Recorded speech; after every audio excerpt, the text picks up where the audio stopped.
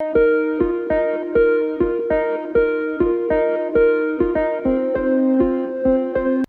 گروه امانتگزاران بانک مفلس شده توجپران بانک با گذشت 6 سال از قطع فعالیت این بانک به پرزیدنت تاجیکستان امامعلی رحمان، داستان کل یوسف رحمان و دیگر رهبران نهادهای حفظ حقوق جمهوری خواستند که برای رویانیدن پسندازهای در این بانک از دست داده آنها کمک کنند. آنها میگویند مفتش پرونده رئیس توجپران بانک جمشید زیایف با سببهای به آنها نامعلوم امانتگزاران این بانک را در این پرونده جبر دیده اعتراف نکرد و منفعت‌های آنها را تماما به نظر و به حساب نگرفت. به معلومات شما میرسانیم که زیایف جمشید سابق رئیس توجپران بانک در رفت تفتیشات پروکراتور گنرالی جمهوری تاجیکستان 11 اموالش را که 250 میلیون سومانی را تشکیل میدهد به مفتش پروکراتور گنرالی پیشنهاد نموده در نزد امانتگزاران توجپران بانک به عهده گرفت که از حساب اموالش قرض پسندازهای امانتگزاران توجپران بانک را برگرداند.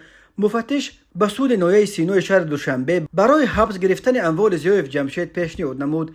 سودیه ناحیه سینوی شهر دوشنبه اموال پیشنهاد نموده زیایف جمشید را با قرار مفتش پروکراتور گنرالی در حبس خود گذاشت، ولی تا حال به سببهای به ما نامعلوم هموال اب شده به مالکیت توجپران بانک نگذشت تا که امانت‌های پسندازمان را برگردانند. سجن مصادره کردن اموال زیایف جمشید را که میبایست به توازن توجپران بانک میگذاشت نه از حبس خود آزاد کرد. نوشتند امانتگزارانی که 6 سال باز پول خود را از توجپران بانک پس گرفتن نمیتوانند. امانتگزاران میگویند با مشورت‌های پیوسته مفتش دادستانی کل و دادرس دادگاه ناحیه سینا با دعواهای خصوصی برای رویانیدن پول خود از حساب مال و ملک زیایف به دادگاه ناحیه شاهمنصور مراجعت کردند، ولی دادرس این دادگاه نیز نتوانسته است مسئله را حل کند و عریضه دعواگی امانتگزاران توجپران بانک را رد کرده امکان نداد که آنها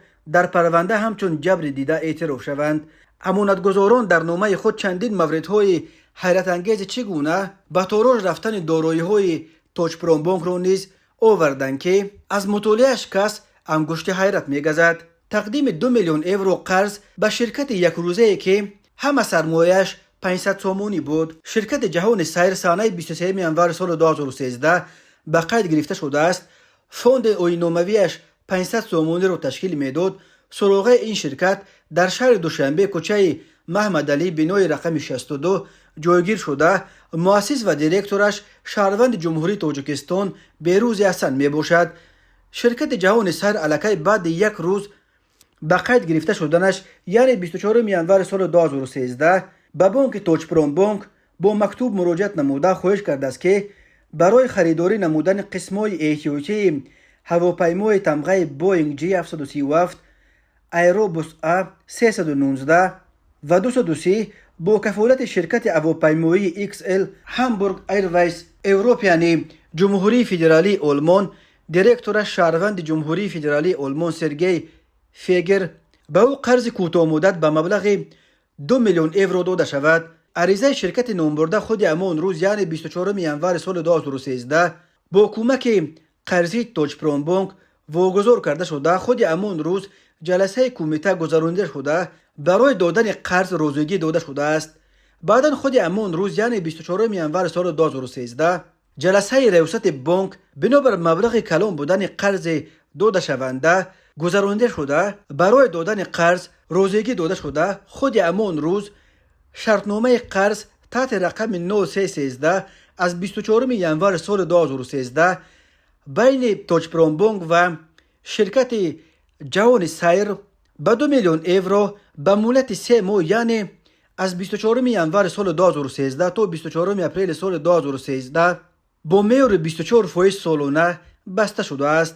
در نتیجه الکی روز 25 انور سال 2013 مبلغ 2 میلیون یورو به صورت حساب اسعار خارجی شرکت جهان سیر گذرانده شده است.